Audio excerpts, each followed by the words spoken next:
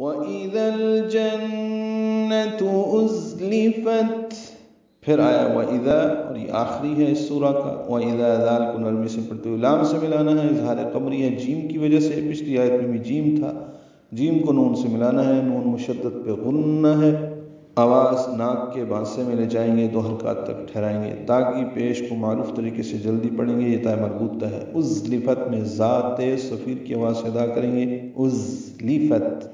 لام کو جلدی اور معروف پڑھیں گے، باریک پڑھیں گے، فا کو تا سے ملائیں گے، تا ساکن پہ ہمس ہے، فت ازلفت. اور جب جنت قریب کر دی جائے گی، علمت نفس ما احضرت، علمت نفس ما قدمت واخرت، سورۃ الانفطار کی آیت نمبر 5 میں ہے، اور یہاں پہ یہ متشابہ ہے کہ ما احضرت.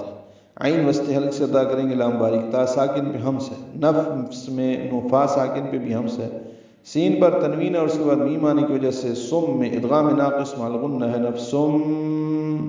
ما میں الف مدہ ہے اور اس کے بعد حمزہ آنے کی وجہ سے مد منفصل ہے، ہم اسے 4 حرکات لمبا کرتے ہیں. ما احضرت، حمزہ اقصى حلق سے بالجہر ادا کریں گے، ہا ساکن ہے، اس پہ ہمس ہوگا، اس کو وسط حلق سے ادا کریں گے اور نرمی سے پڑھیں گے، ضاد پر پڑھیں گے، زبان کا پچھلا حصہ اوپر کی جانب اٹھائیں گے، احضو ضو، رت را پر پڑھیں گے اور تا ساکن پہ ہمس ہوگا، تا نرمی سے پڑھا جائے گا.